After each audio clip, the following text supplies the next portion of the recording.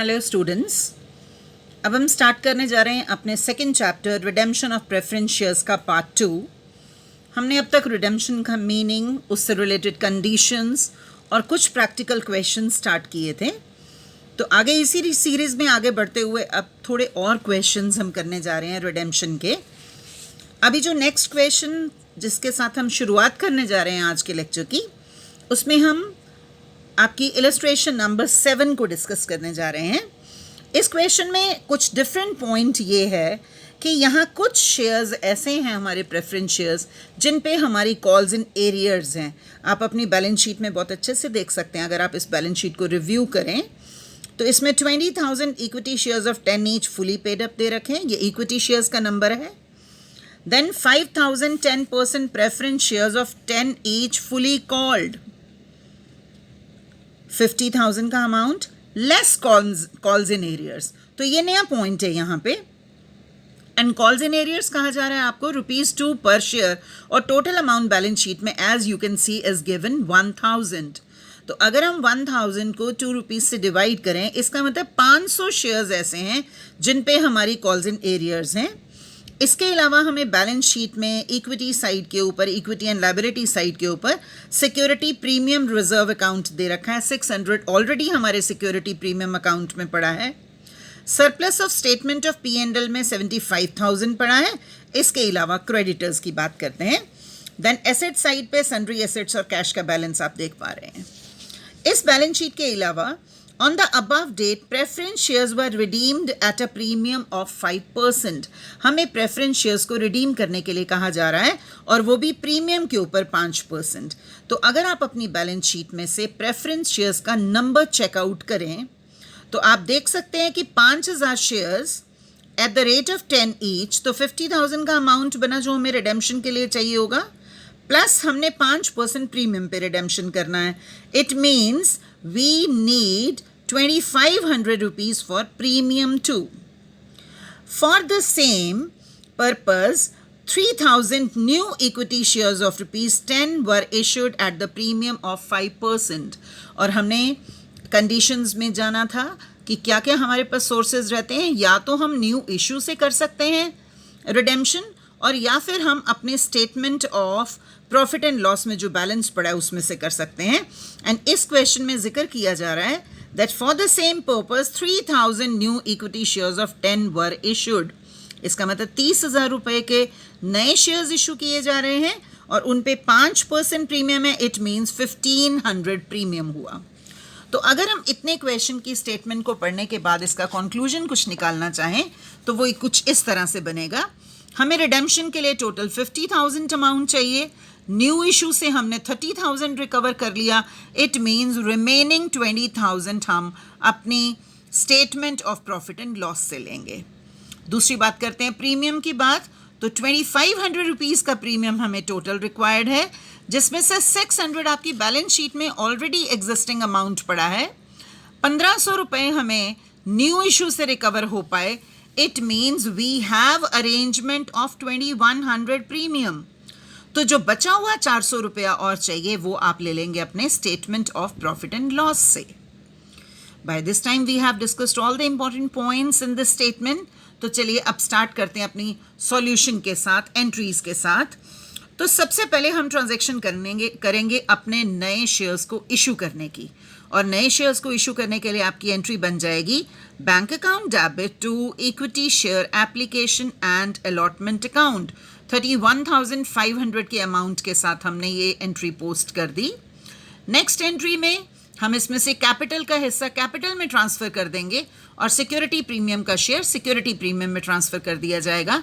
तो हमारी एंट्री हो जाएगी equity share application and allotment account debit to equity share capital account 30,000 to security premium reserve account 1,500। अब ये हुई हमारे नए इशू की एंट्री। अब जो हमें अपने प्रॉफिट में से 20,000 सरप्लस अमाउंट विड्रॉ करना है, तो उस अमाउंट को विड्रॉ करेंगे और कैपिटल रिडेम्पशन रिजर्व में ट्रांसफ़र कर दिया जाएगा, जिसके लिए हमारी एंट्री हो जाएगी statement of profit and loss debit to capital redemption reserve account. तो इसी एंट्री के साथ हमारा कैपिटल का हमने पूरा मनी कलेक्ट कर लिया। अब बात करते हैं प्रीमियम के अरेंजमेंट की।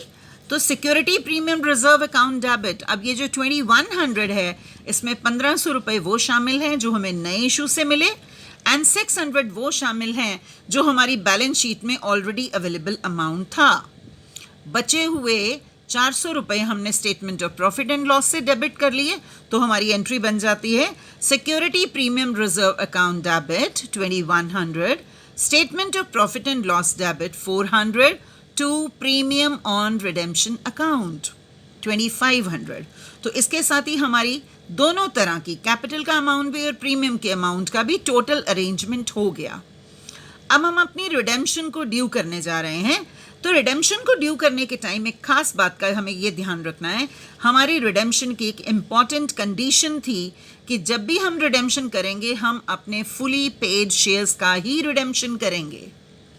अभी तक के क्वेश्चन के सॉल्यूशन में हमने टोटल मनी अरेंज कर ली, but at the time of redemption हम सिर्फ उतने ही शेयर्स की रिडेम्पशन ड्यू करेंगे जिनके ऊपर हमें टोटल अमाउंट मिल गया था। तो हमारे टोटल शेयर्स थे 5000, जिसमें से 500 शेयर्स पे हमारे कॉल्स एंड एरियर्स हैं, तो हम रिडेम्पशन करने के टाइम के ऊपर सिर्फ 4500 शेयर्स के ऊपर रिडेम्पशन ड्यू करेंगे। तो अगली एंट्री हमारी बन जाएगी 10% redeemable preference share capital account debit. अब ये कैसे आया आपका 4500 इंटू 10 करते हुए, प्रीमियम ऑन रिडेम्पशन जो 5% प्रीमियम हमने देना है, to redeemable preference share holders account 47,250। और नेक्स्ट एंट्री में आप देख पा रहे हैं हमने सेम अमाउंट ही पे किया है। अब बात करते हैं इसकी बैलेंस शीट की। तो बैलेंस शीट में देखिए क्या क्या चेंजेस आ जाएंगे। हमने इक्विटी एंड लायबिलिटी के साथ लिया। आपने बैलेंस शीट बनाते हुए एक इंपॉर्टेंट बात का ध्यान रखना है, आप अपने क्वेश्चन में दी हुई बैलेंस शीट को देखते जाएं, क्वेश्चन वाइज जितने उसमें चेंजेस हुए हैं उन चेंजेस को आप इनकॉर्पोरेट करते जाएं और आप अपनी नई बैलेंस शीट इजीली समझ पाएंगे। सबसे पहले बात करें इक्विटी शेयर कैपिटल की।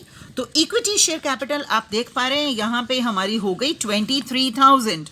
ऐसा क्यों हुआ? क्योंकि पुरानी बैलेंस शीट में 20,000 इक्विटी शेयर्स थे और इस बार हमने 3,000 नए शेयर्स इशू किए हैं, तो 20 जमा 3 करते हुए 23,000 इक्विटी शेयर्स ऑफ 10 ईच बन जाएंगे।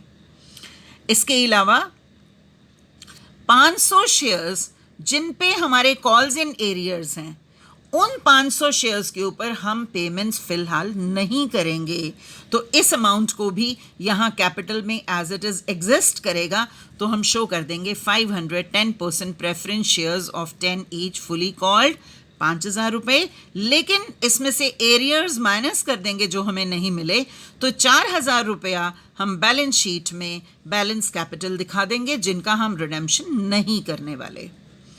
अब रिजर्व एंड सरप्लस हमने शो किया, ये कैपिटल रिडेम्पशन रिजर्व हमारा नया बना है जो हमने अपने statement of profit and loss से निकाला है।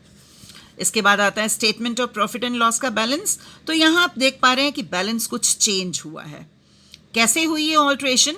हमारे पास टोटल बैलेंस था पुरानी बैलेंस शीट में 75,000, उसमें से हमने 20,000 रुपया कैपिटल के हिस्से का विड्रॉ किया एंड 400 रुपीज़ हमने प्रीमियम के लिए विड्रॉ किए थे, तो जो बैलेंस बचता है हमारे पास दैट कम्स टू 54,600। क्रेडिटर्स में कहीं कोई चेंज नहीं आएगा।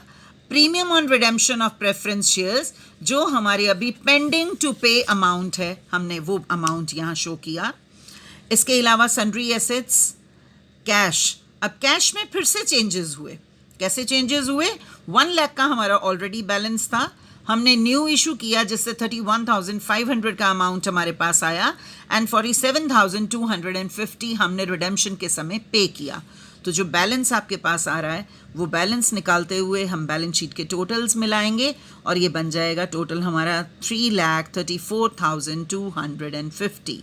तो ये हमारा क्वेश्चन था जिसमें कुछ शेयर्स के ऊपर हमें कॉल्स एंड एरियर्स थी एंड क्वेश्चन के सॉल्यूशन में खास इंपॉर्टेंट बात यही थी कि हमने मनी अरेंज टोटल की, बट पेमेंट करने के टाइम के ऊपर हमने जिन शेयर्स पे कॉल्स एंड एरियर्स थे उनको पैसे वापस नहीं किए और वो पेंडिंग हमारी कैपिटल में नज़र भी आए।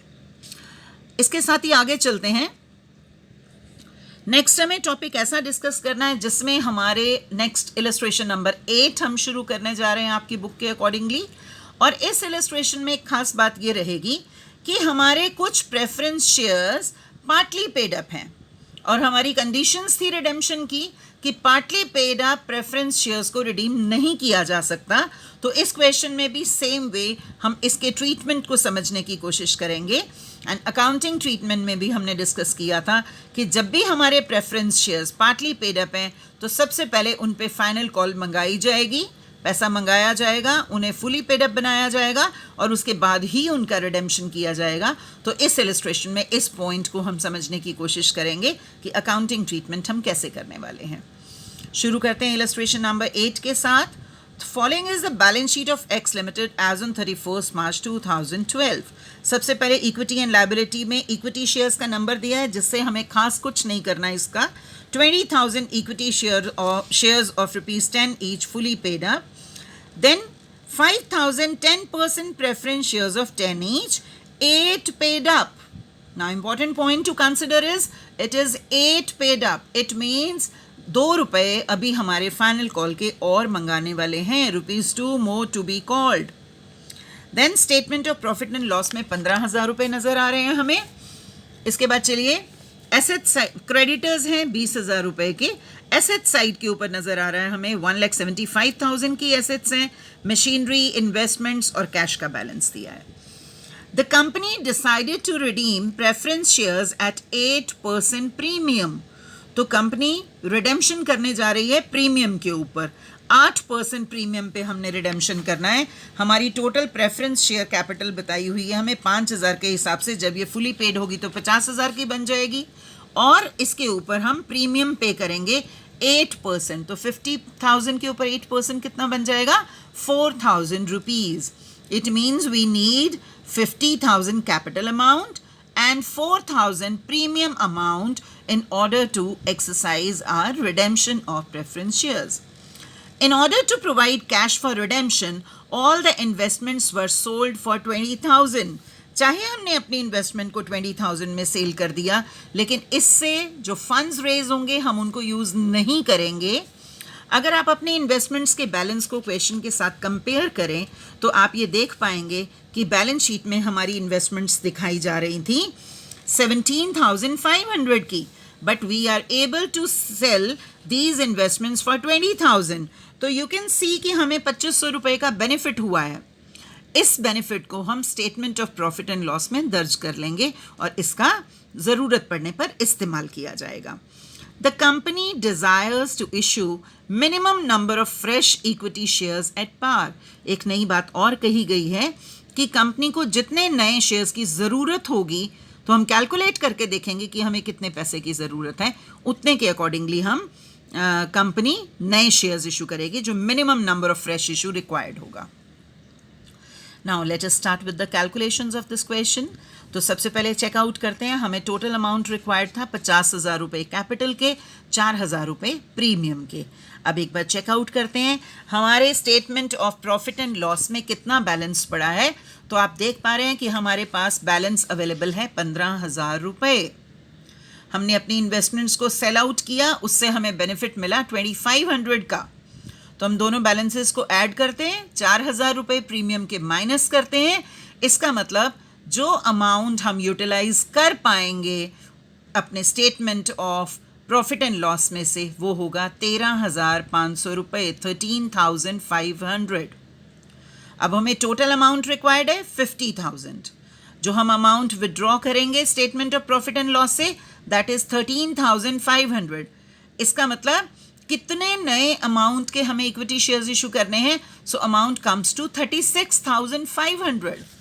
तो अगर हम ₹10 वाला एक शेयर इशू करते हैं तो it means we need to issue 3,650 shares. तो let us start with journal entries. सबसे पहले एंट्री में हम फाइनल कॉल मंगाएंगे। जैसा कि आप देख सकते हैं बैलेंस शीट में हमें दिया गया था that full amount has not been called. तो सबसे पहले हम फाइनल कॉल मंगाएंगे। तो 10% redeemable preference share final call account debit 10,000 to 10% redeemable preference share capital account. ये फाइनल अकाउंट कॉल को कॉल करने की सिंपल एंट्री है। फिर नेक्स्ट में क्योंकि कुछ और एडवर्स मेंशन नहीं है it means we have received the full amount. So bank account debit to 10%, redeemable preference share capital account 10,000. अब यहाँ हमने फाइनल कॉल मंगाई और फिर हमने टोटल अमाउंट रिसीव भी कर लिया. इससे अगली एंट्री हम करने जा रहे हैं जो हमने इन्वेस्टमेंट सेल की थी. तो bank account debit 20,000 to investments account, जितने में हमारी इन्वेस्टमेंट्स बिक गई और बचे हुए 2,500 चले गए हमारे प्रॉफिट में, जिससे हमारा प्रॉफिट का बैलेंस बढ़ गया था. आगे चलते हैं. अब हमने surplus of statement of profit and loss में हमारे पास बचा ही 13,500 रुपया है, तो हम ये 13,500 विड्रॉ कर लेंगे और रिडेम्पशन के लिए इसे कैपिटल रिडेम्पशन रिजर्व में डाल दिया जाएगा 13,500 का बैलेंस. नेक्स्ट इज कि हम नए शेयर्स इशू करेंगे. अब यहाँ हमने मिनिमम नंबर ऑफ शेयर्स निकाल लिया था कि हमें 36,500 के नए शेयर्स इशू करने होंगे, तो हम न्यू शेयर्स इशू करने की 2 एंट्रीज करेंगे. Bank account debit to equity share application and allotment account. Next equity share application and allotment account debit to equity share capital account. अब प्रीमियम ऑन रिडेम्पशन का इंतज़ाम करते हैं और इसके लिए हमारे पास एक ही सोर्स अवेलेबल है जो हमारे statement of profit and loss में 4,000 रुपया हमें विड्रॉ करना है. तो हमने नेक्स्ट एंट्री कर दी, statement of profit and loss debit to premium on redemption 4,000. So you can see up to this entry we have arranged full amount for our redemption. तो अभी हम redemption को ड्यू कर देंगे. 10% redeemable preference share capital account debit, premium on redemption account debit to redeemable preference shareholders account. 54,000 total money हमने due की और फिर नेक्स्ट एंट्री में हम इस अमाउंट को पे कर देते हैं. Redeemable preference share holders account debit to bank account 54,000 की पेमेंट हमने फाइनली की. And with this entry this question is over. Hopefully आपको सारे पॉइंट्स समझ में आए होंगे. अब हम चलते हैं अपने इसी सीरीज में एक और प्रॉब्लम को डिस्कस करने के लिए. इस प्रॉब्लम में कुछ नए पॉइंट्स हैं और इससे पहले थोड़ा सा हमें एक टॉपिक को डिस्कस करना है. We are going to use a special equation to determine number of shares to be issued. तो पहले चलिए डिस्कस करते हैं कब हमें ऐसी ज़रूरत होगी, कब इस तरह की किसी खास इक्वेशन की हमें ज़रूरत है. When the number of shares to be issued is not given in the question. पिछले क्वेश्चन में भी हमें नंबर नहीं दिया था, but that was not a complex problem, that was a simple problem, क्योंकि जो बैलेंस बचा हमने उसके at par shares issue कर दिए. But in this type, what we are said, when the number of shares to be issued is not given in the question, and on the other hand, it is asked to make the minimum possible issue, and further new issue is made at a premium. हमें नया issue करने के लिए कहा जा रहा है कि आप मिनिमम अमाउंट जितना रिक्वायर्ड है उसका न्यू इशू कीजिए और वो भी आपको प्रीमियम पे शेयर्स इशू करने हैं. The problem becomes difficult to solve. In such questions further the preference shares to be issued are at premium. In this situation, balance left in profits determine the amount of fresh issue. In such a situation, the below mentioned equation is used to solve the problem. तो क्या हम करेंगे? हम बिल्कुल जैसे पहले solution करते आए हैं, सबसे पहले हम यही अरेंजमेंट कर रहे हैं इस इक्वेशन में भी. Face value of shares to be redeemed plus amount of premium required at the time of redemption. तो हमने इस इक्वेशन का फर्स्ट पार्ट किया, face value of shares to be redeemed plus premium on redemption of shares. तो total amount की requirement पता लग जाएगी इससे. It is equal to security premium reserve account plus profits for capital redemption reserve. जो हमारे statement of P and L में balance बचेगा उस बैलेंस को मेंशन किया जा रहा है, प्लस एक्स हम यहाँ एज्यूम कर रहे हैं कि हमारे फ्रेश इशू का अमाउंट एक्स हम एज्यूम करेंगे, plus x multiplied by rate of premium. अगर हमें नया फ्रेश इशू करना है और वो भी प्रीमियम पे करना है तो next x into rate of premium हमने उस प्रीमियम को मेंशन किया है. तो चलिए अब इसी पे बेस्ड एक इलस्ट्रेशन करते हैं. This is illustration number 9 according to your book. A company wants to redeem its 20,000 10% preference shares of rupees 10 each at 10% premium. तो देखिए कितनी मनी रिक्वायर्ड है, 2 lakh at the rate of 10 each. तो 2 लाख रुपया आपको कैपिटल के लिए चाहिए at 10% premium. It means 20,000 is required for premium. Balance क्या लेजर के बैलेंसेस दे रखे हैं. The ledger shows the following balances. Security premium reserve में पड़ा है आपके पास 10,000 रुपया. Statement of profit and loss में आपके पास पड़ा है 60,000 रुपया. The directors redeemed the shares, making the minimum fresh issue of equity shares of rupees 10 each at a premium of 5%. तो हमें क्वेश्चन में कॉम्प्लेक्स पॉइंट क्या दिया जा रहा है कि आपको जितने मिनिमम फ्रेश इशू करना है आप कीजिए. 10 रुपये का एक शेयर होगा, लेकिन उन शेयर्स को इशू करना है 5% प्रीमियम पे. तो जो हमने अभी एक इक्वेशन डिस्कस की थी, हम उसी इक्वेशन को यूज करेंगे इस क्वेश्चन में.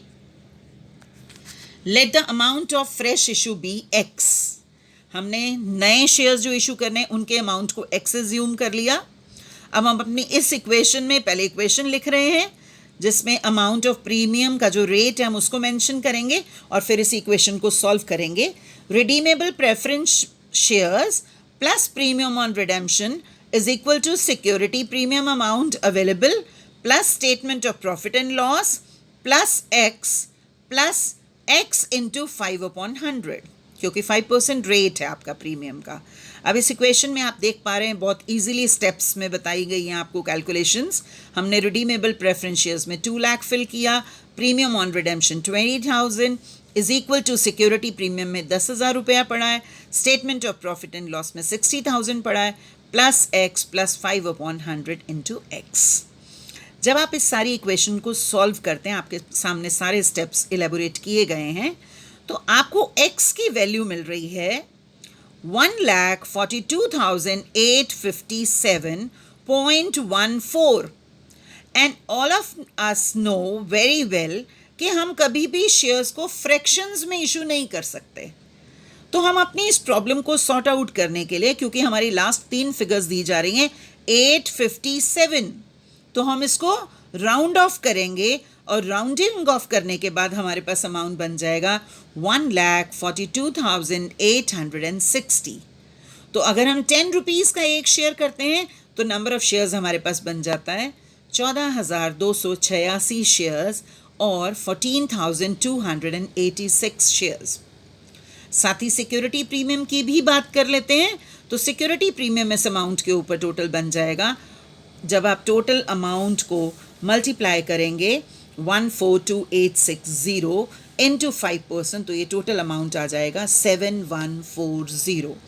अब हमने कुछ प्रॉब्लम अपनी सॉल्व कर ली है. अभी हम शुरू करने जा रहे हैं अपने क्वेश्चन की एंट्रीज के साथ साथ पॉइंट्स को भी डिस्कस करेंगे. हमें अब टोटल मनी अरेंज करनी थी 2 लाख रुपया. उस 2 लाख रुपए में से हमने जो नए शेयर्स इशू करने हैं उनकी बात करते हैं. आप टोटल करेंगे दोनों अमाउंट्स का, जितना आपको अमाउंट रिकवर हो रहा है 1,42,860. जब आप उसमें प्रीमियम का अमाउंट ऐड करते हैं 7,140, तो आपको टोटल अमाउंट मिल रहा है 1,50,000 का. तो bank account debit to equity share application and allotment account, ये कैपिटल प्लस प्रीमियम रिसीव्ड का मनी है. तो नेक्स्ट एंट्री में इसी को स्प्लिट अप कर देंगे. Equity share application and allotment account debit to share capital 1,42,860 जो हमारे शेयर्स थे इंटू 10 करते हुए आया, to security premium reserve account जो हमने 5% निकाला. तो इसके साथ ही हमारी न्यू इशू की एंट्रीज हो जाती हैं. अब हम अपने प्रीमियम की एडजस्टमेंट कर लेते हैं. तो हमारे सिक्योरिटी प्रीमियम अकाउंट में ऑलरेडी हमारे पास 10,000 रुपया पड़ा था. 7,140 न्यू इशू से आया, तो टोटल बन गया अमाउंट अवेलेबल 17,140. बाकी का अमाउंट हम निकाल लेंगे statement of profit and loss से, विच विल बी 2,860. तो हमारी एंट्री बन जाती है security premium reserve account debit 17,140, statement of profit and loss debit 2,860, to premium on redemption account 20,000. तो by this time we have arrange the whole money, और इसके साथ ही हम अपनी एंट्रीज को वाइंड अप कर सकते हैं. और हम इसके बाद जब जर्नल एंट्रीज करेंगे तो जर्नल एंट्रीज में हमने अपने टोटल अमाउंट्स को अरेंज कर लिया. इन टोटल अमाउंट्स के साथ ही हम अपनी रिडेम्पशन ड्यू करेंगे और साथ ही पे ऑफ कर देंगे. Thank you. With this topic we are winding up the lecture here. Next में हम नेक्स्ट क्वेश्चंस और नेक्स्ट टॉपिक के साथ स्टार्ट करेंगे। Thank you.